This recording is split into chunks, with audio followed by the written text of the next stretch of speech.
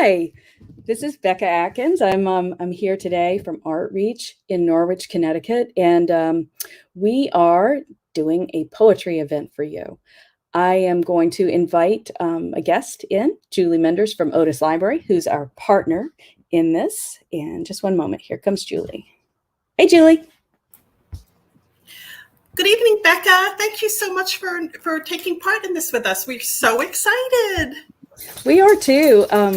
We have a lot of poetry that's been written by Artreach members, and we're excited to share it with you. And we've got some art as well. So it's primarily Artreach staff that are reading the poetry of our members tonight. Okay. And we found that that's kind of a powerful way to do it because they hear their words spoken back to them. So the poets are watching, and it's kind of nice to hear like that. Yes, and we've done poetry events with you over the years many times, and in the past we've met in our community room at Otis Library, and I know we've done poetry in circles and live events and just private events with you with Artreach. So this is so exciting that we are able to still do this, you know, even virtually. We're still able to meet and watch your creativity. I would like to thank Guinan and Houle for sponsoring this program for us. This program and several programs throughout the year at Otis Library. Guinan and Houle is a great community partner with us. So thank you to Guinan and Houle for their support of this program. I second that. Thank you so much. And thank you to Otis Library too. We absolutely love partnering with you all. You're a wonderful library and good friends. We like it a lot. You guys have been also a great community partner to us. So thank you. Thanks, Julie. Anything else you want to add before we rock and roll and get going with some poetry and art? Oh, I just encourage everyone to be sure to follow Otis Library on Facebook and visit our website. News is changing all the time. We're now, as many people know, we're now open to the public without an appointment. So feel free to stop by Otis Library, downtown Norwich, and visit our website, www.otislibrarynorwich.org, for all the latest information of what's going on at the library. Great. Thanks so much, Julie. Thanks, I'm going to let you go now, and we're going to get rolling, but thank you so much.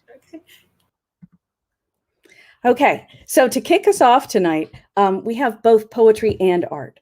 And this first little segment is some poetry about doing pottery by Barbara Stanley. And the video that you're going to see is actually Barbara's pottery that she made.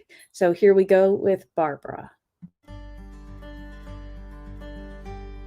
Pottery by Barbara Stanley. Clay caressing, kneading, pressing, pots lined up on drying shelf, shaping, smoothing, oh so soothing, helping heal my mental health.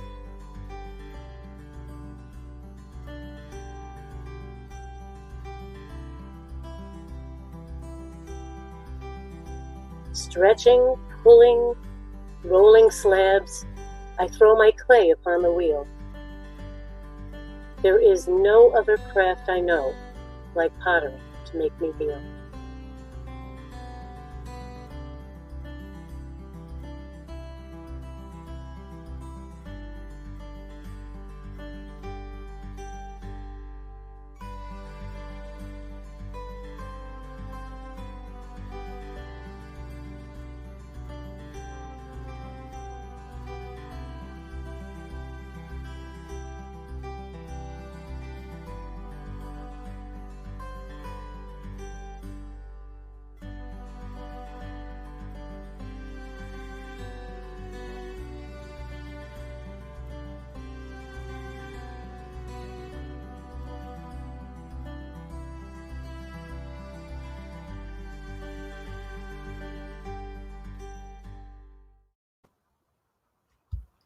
Barbara Stanley.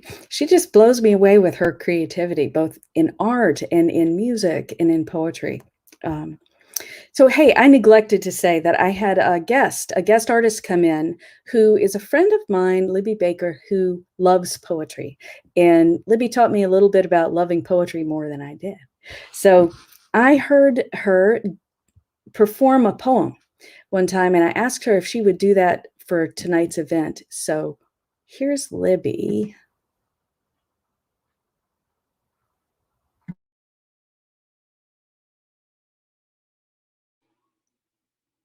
I want to have a baby, but not a normal baby. I want to have a designer baby. I want to have a Prada baby, a baby by Coco Chanel, eyes by Versace, hair by Pantene Pro V, swatch teeth, Windows 10 Intel Core i9 processor. Not a smart baby, no. I want a baby with breast implants, a Botox baby with 22-inch rims and a leather interior, Gatorade blood, Nike swoosh, Red Bull logo baby that I can donate to charity. Not a baby that cares, no. I need a baby that's a trend.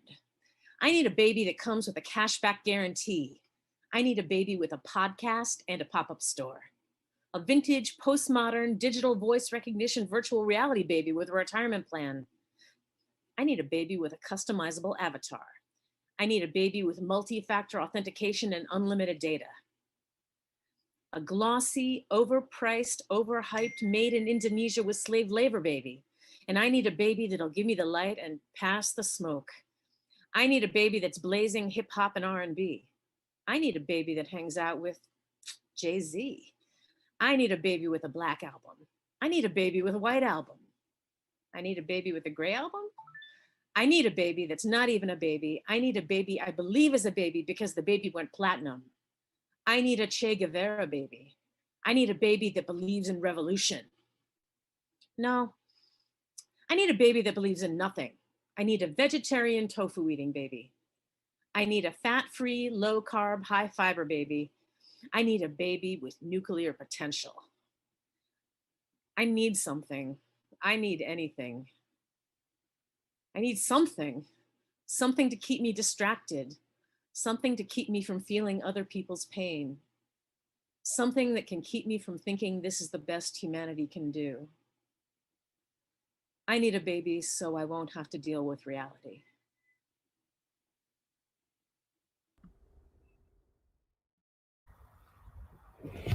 Thanks to Libby for doing that poem for us. And that was the only poem that's not an Artreach written poem for the night.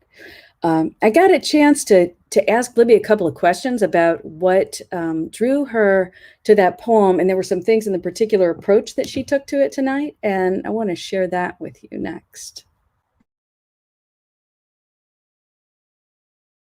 Libby. Yeah.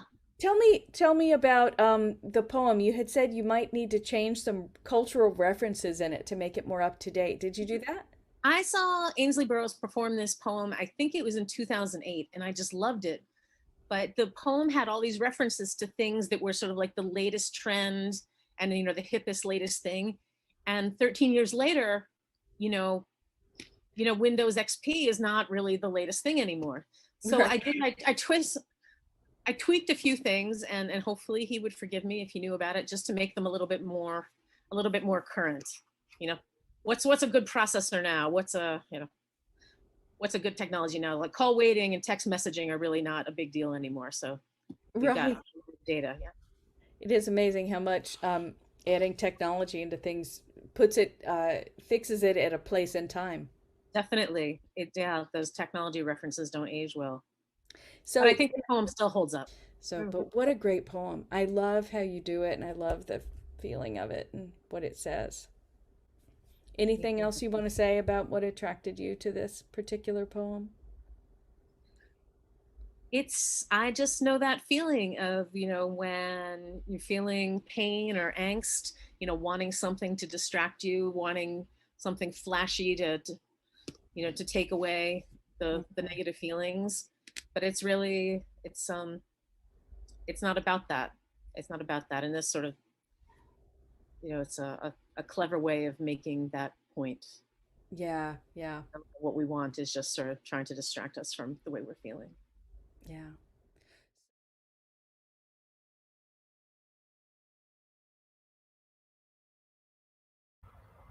So Libby, thanks for sharing that poem and thoughts by Ainsley Burroughs.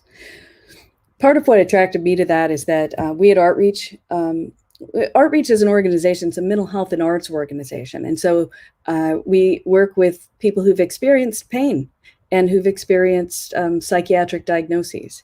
So anything that touches the heart like that, poetry a lot of the time has themes of grief and pain and angst and joy and beauty.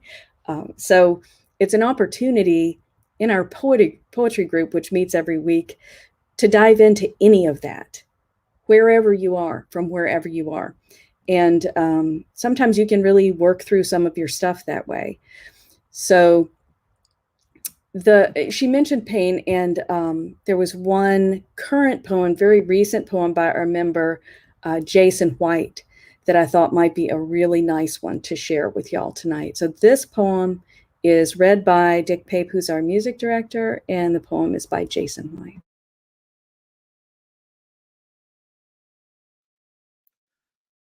When Will It Turn by Jason White. I have so much love inside. Why do I feel so lonely? Relationships dying, tired of resuscitating these connections. Hatred turns to infections, these standalone lessons, no one there to answer questions. So much pain, will it ever go away? Talking to emptiness, am I faithless? God, am I in the wrong places? Why am I hearing vanishing faces? What will replace this? Kind heart has too many scars. It doesn't matter if I die fameless, but I am not nameless. Will anybody remember my voice? Do I even have a choice? The roots shrivel, trees fall down, so quiet, but yet so loud. Trying to be right doesn't matter when only emptiness is found. How to bring life to the desolate. Stop being my worst enemy. It will be great to smile again. Maybe it's best for self to be self's best friend. Lord, bring back the light. I'll attempt not to fight. Lord, bring back the light. I'll attempt not to fight. Learn to stand alone, but I'm not alone. You can't see him, but he's there. When you see him, you no longer need any care. My heart will be in peace, no longer in pieces.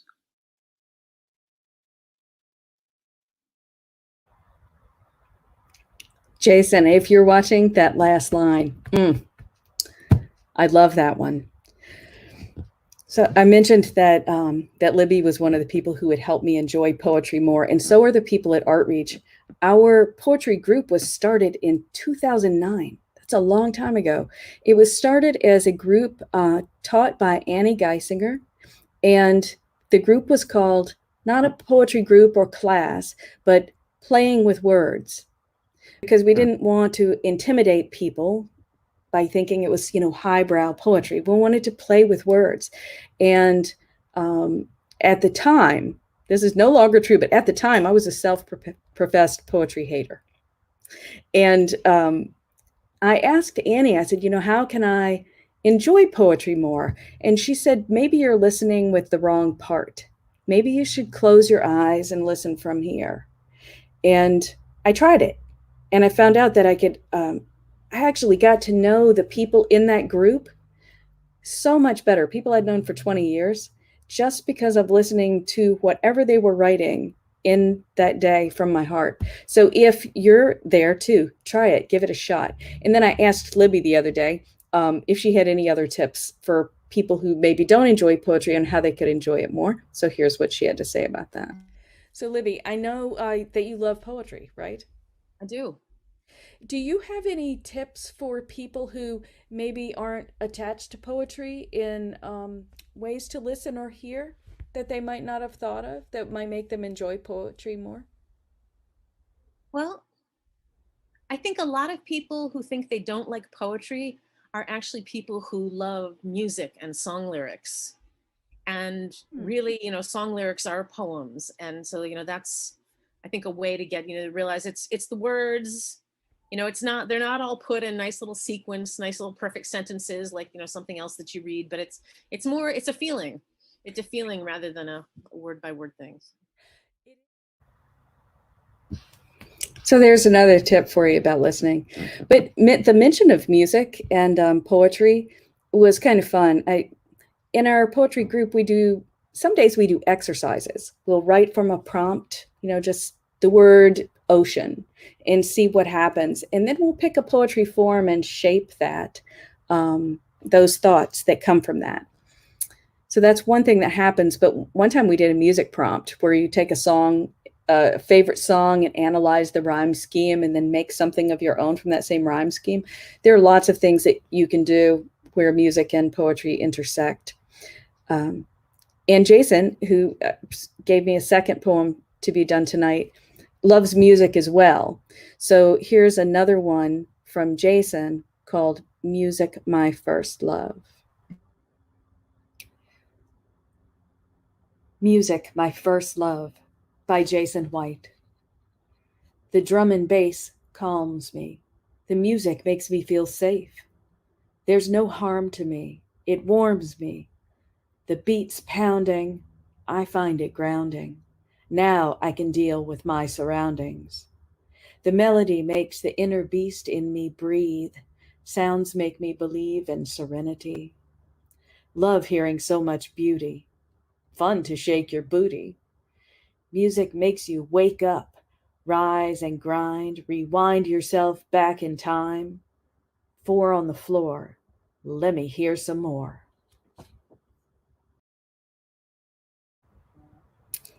Thanks, Jason, for letting me read your poem. I really love that poem. So let's see. We promised a little bit of art tonight too. So I'm going to go back to the art segment, and we have a little bit of art tonight for you by Moe Armstrong and Lara. So here, and oh my gosh, here we go.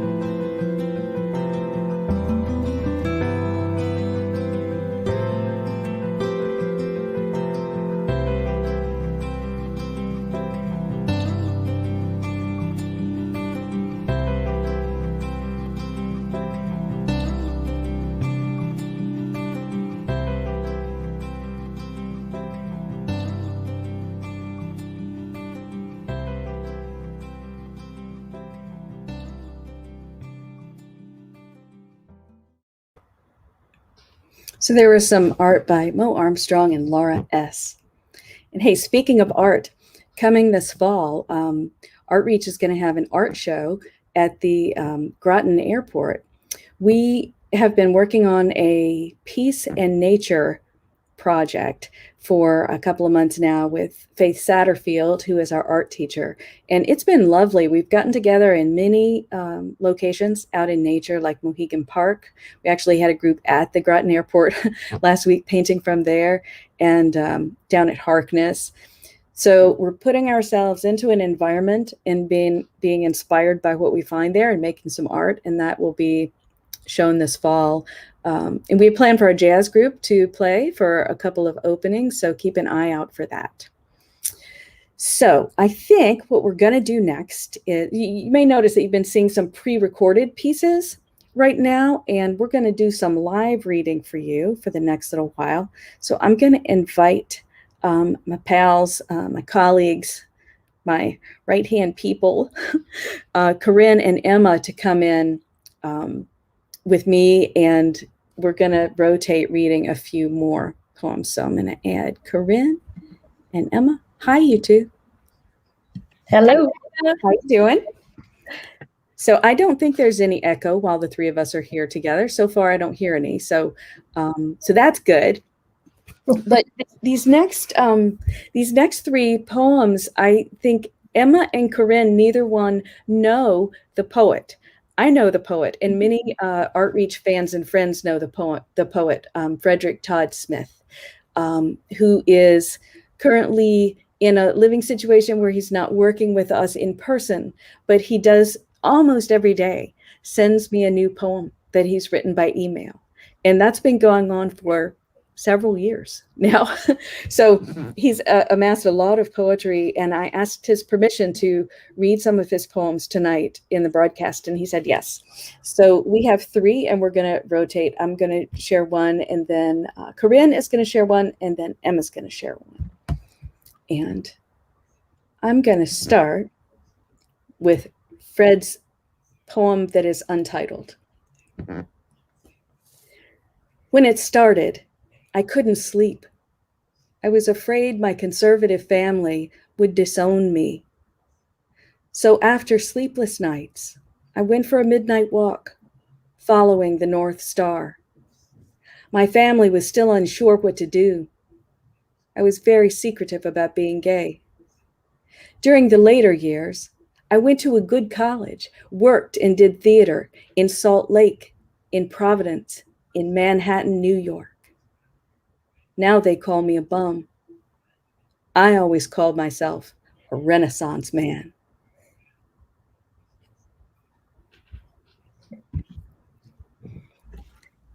Corinne, would you like to read the second one of Frederick's poems? Absolutely. This is Table for One by Frederick Todd Smith. I usually have a table for one. I like separate checks. I hate menus with no prices on them. That scares me. I order soup and silently pray. I hate having a menu without prices and some rich guy at the table giving me dirty looks. I try not to talk about sex, religion, or politics. I really try not to argue about sex, religion, or politics. I like a table for one. Before the rush hits, before anyone hits.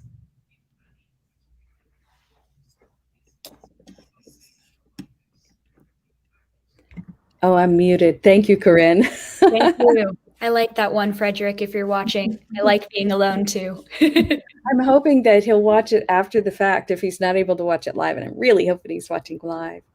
So we have one more, Frederick's, and Emma is going to read that one for us now. The Fisherman. If he didn't fish, he wouldn't have dinner that night. The shack was made of gray wood. You just know a new storm will destroy it. But it wouldn't stop the fisherman. The tide comes in, the tide goes out.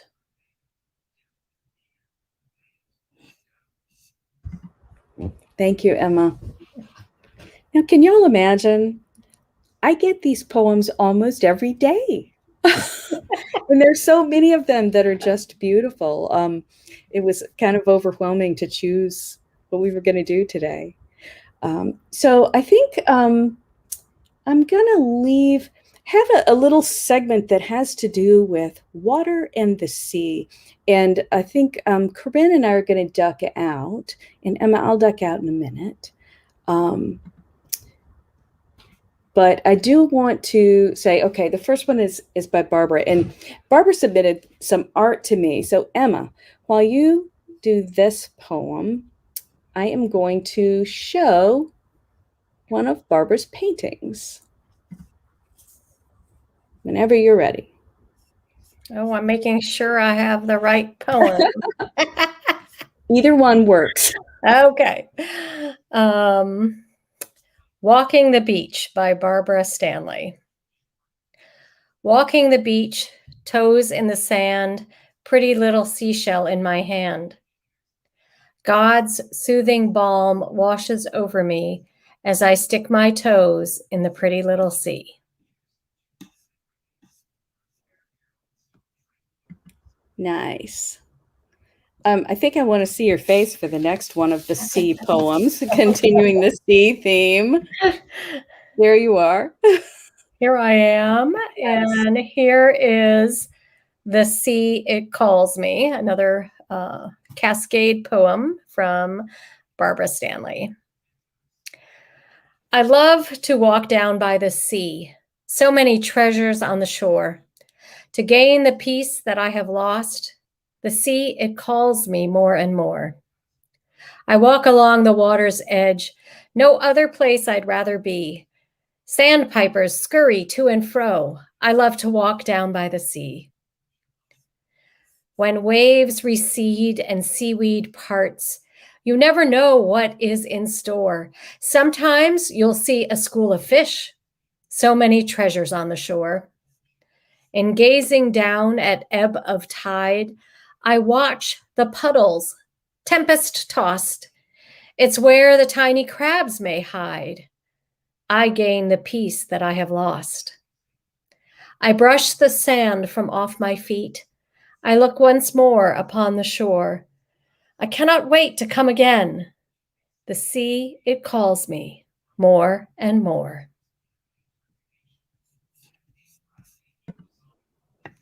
Thank you so much, Emma, for reading Barbara's poems, and I'm glad we got to show that art from her. So I'm gonna release you for a moment, and then I'll probably will grab you and Corinne back to read a few more in just a little bit. Okay. Thanks. Okay. So next up, we have former Artreach Executive Director S.J. Williams reading a poem by Judith Essex. Hey everyone, this is SJ. I worked with Artreach for many years, as a lot of you know, and I was so gratified when Becca asked me to read a poem today. So here we go. Before I do, I just want to say, love this book of poetry, and thank you so much for putting it out. I chose to read a poem by Judy Essex. It's called Truth. In our world where information overwhelms the mind, it seems there is no universal constant, no other truth. How is one to accept a reality that is ever-changing, a boundary that is always shifting? If our morality is subjective, then what is the constant? It is this, then. We must try to do no harm whenever possible. We will know how to do this by what we observe. We will know how to do this by what we feel. Whew. Thanks, Judy.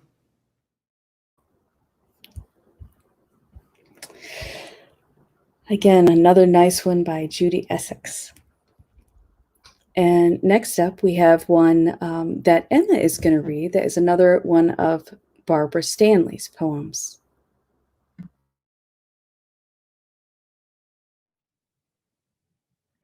Simple Pleasures by Barbara Stanley. It's that time again. Can you feel it? Close your eyes and take your shoes off, wiggling your toes in the warm, moist sand, feeling it shift under the weight of your body, sinking, and the gulls crying, flying overhead, scavenging for any scraps that were left behind in the late afternoon exodus. They're all gone now. No one left but you and I.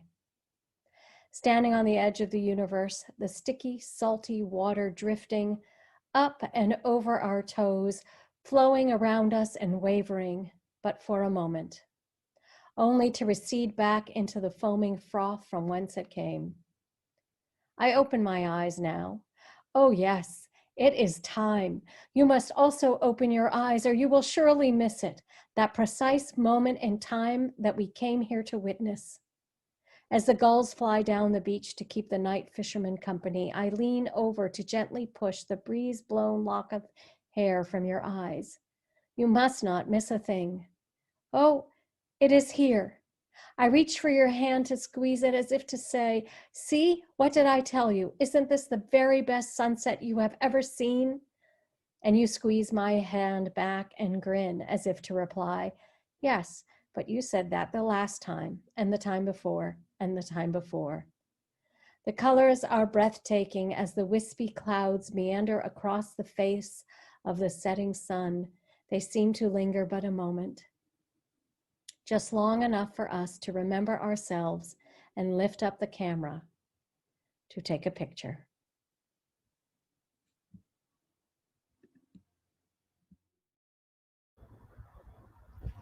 Thanks, Emma, for that lovely poem by Barbara Stanley. Y'all might notice that we have a lot of Barbara's poems tonight. We have a ton of poetry at Artreach, and we will be doing more of these poetry broadcasts, including a lot more people's poetry and more art heavy on some of the next shows than tonight. We just had tonight a lot of poetry, a little art. Next time it's going to be a lot of art, a little poetry. You never know what you're going to get. But what we are going to get next is some more live people. So I'm going to grab Corinne and Emma again. Hey, y'all. Hello. Now, I have just a question for y'all about, Corinne, you've not been to the poetry group yet at Artreach, have you? No, I went once. Okay. Virtually, several months ago, but that's it. Yeah. And Emma, you've been several times. Mm-hmm. Oh, although I don't think I've finished any poems myself. Right. Well, you know, a lot of us don't. The way the poetry group often goes is that we give a prompt. We spend 20 minutes to a half an hour doing a free write from the prompt, scanning our senses. You know, what does this make you see or smell or taste? And then we go back through and find the good sensory words in the poem. And then we'll introduce a form like a pantoum or a villanelle, or my particular favorite, a haiku. I actually learned that what I like is I don't know if I'm pronouncing this correctly, but a senryu, which is a haiku without the nature reference, more often about emotion. And one of the things that we've talked about in the group is that writing a haiku with a highly charged emotional topic can really help you explore and manage it, rather like how they use the coloring in of, mandalas. For trauma survivors, I feel like writing haiku is the poetry comparison to coloring in mandalas, because there are edges, there's form, there's structure. And when there is trauma, you knew I had to mention this about Simone Biles, right? There's trauma. What happens is that it kind of blows you apart. You lose your edges. You feel like you're lost in space. In gymnastics, they call that getting the twisties. A month ago, in a trauma workshop for therapists that I was attending, they talked about it in nearly that way, that people with PTSD have difficulty locating where their bodies are in space. And it struck me at the time, because as a person who experiences PTSD, it's one of my clues to know that I've been triggered, is that I don't know what to do with my body in space. So living inside that, I know exactly what that feels like. I had to throw that in there, y'all. But we are going to, we have a few more poems. Do either one of y'all want to say anything in addition to that? Or I'll just say that I relate to boiling down and putting things into a form. That's how I feel about 10-minute plays. I can write about a traumatic experience in a 10-minute play much easier than a full-length play, because I kind of have these walls that I have to work within. And that kind of word limit almost allows you to kind of explore that and really figure out what is important in that emotion and what you really are feeling. Yeah, and I think the poetry group, like, I enjoy how we kind of balance both of that. The writing prompt gives you a little bit of structure, but then you kind of let it take you where it's going to go. And then when we talk about a specific kind of taking some thoughts from that and then putting them into a form, a specific poetic form, it really, you feel your mind kind of shifting and working and processing. And it's a fascinating way to work. It really is. And this is a gross overgeneralization, but it's like the right brain, left brain thing. And there's so much more to it than that. But the logical part of you and the emotional part of you, once you add the form part, the logical part has to start working as well. And that's really important to have both halves of your brain online. Online as if we're computers. I do refer to myself that way sometimes. And while y'all are here too, I want to mention the book that SJ held up. This is our poetry book that has poetry and lovely art in it. We still have some of these. You could have one for your own. I'm just saying. Contact me. It's almost exactly a year. It's almost the anniversary of when we launched the book last August. Wow, that's right. It is, isn't it? That was it was a great when we went into quarantine. Continuing to produce the poetry and art book was something that we could keep doing while we were adjusting to working from home and working remotely in virtual programs. So it was a great project for us to tackle last year. Yeah, it really was. I love that project. So we have a few more poems that we're going to read like this. And I think I'm going to call on Corinne next to read Barbara's My Soul It Cries. Is that good for you? Sure, sounds good for me. Okay, good. My Soul It Cries by Barbara Stanley. My mind, it sits here wandering, my thoughts subjective, pondering, how can we think such squandering will make us whole? I'm wondering. I feel that I am anguishing because our nation's languishing.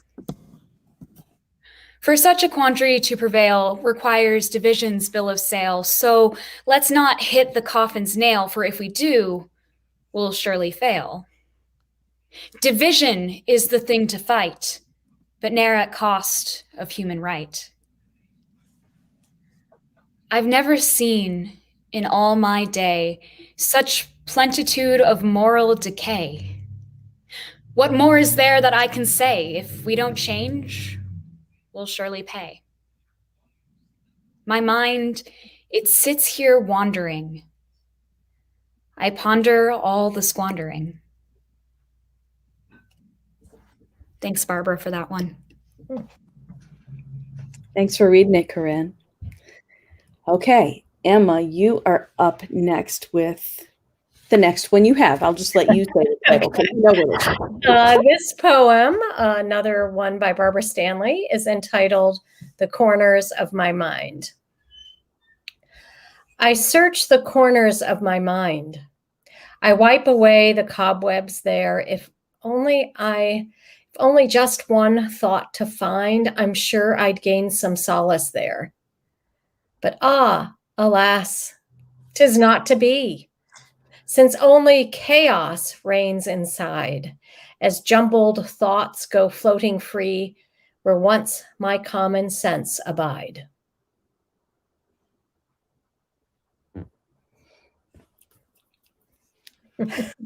No poetry bar. Okay, we have one more. We have one more of Barbara's that I'm going to read, and then one more video for the night. Before I release the two of you, do you have any announcements that you want to make, or anything you want to make sure that we cover? Well, I don't know, Corinne, can we give it a little teaser about Miss Cranky Pants episode 2 is coming soon? Yeah, we'll have another video out. Not entirely sure how we'll release it, if we'll do a lovely premiere on StreamYard or if it'll be up on our YouTube, but keep in touch on our Facebook page to check out for that. You can find us at Artreach Heals. So please like and follow us for more theater updates coming soon. And you can also message our Facebook if you are interested in purchasing your own copy of the Creativity Heals poetry book. So that's where you can reach out and get your own copy in your hands if you'd like it. They make great Christmas gifts. It's never too early to start thinking about Christmas gifts. Thanks. Okay. Then I'm going to take you all out. I'll read Barbara's poetry poem and we'll do one more, and I'll see y'all in a little bit. Thanks. I think I cut off the thanks, Becca. Sorry, Corinne.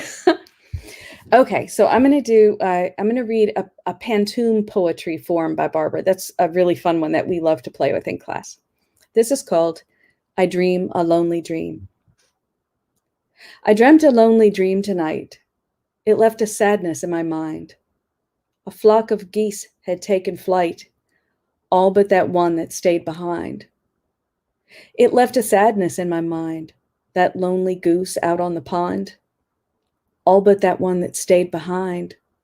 The others had mates, of which they were fond.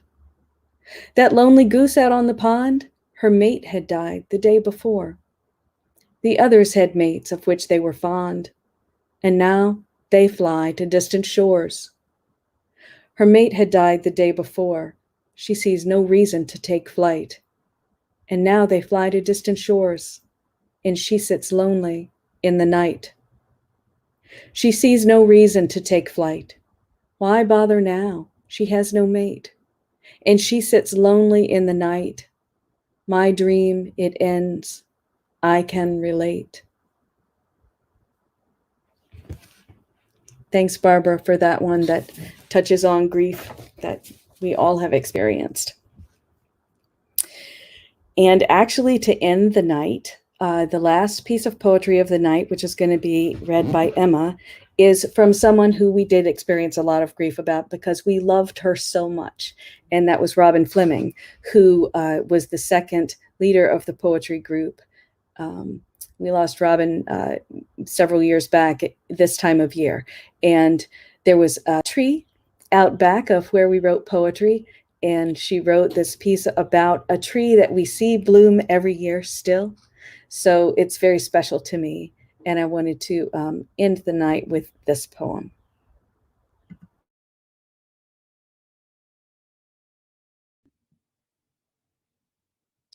I Wish by Robin Fleming.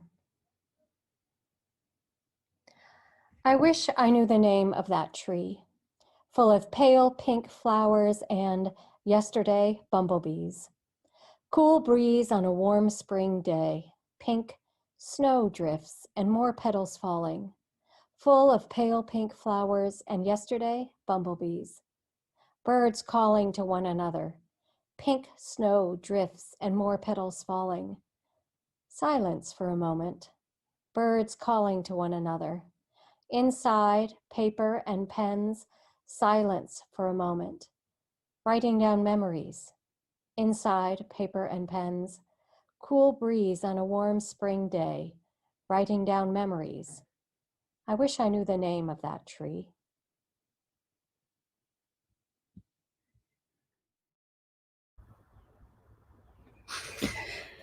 So everyone, I want to thank you for joining us tonight to hear some poetry from the members at Artreach.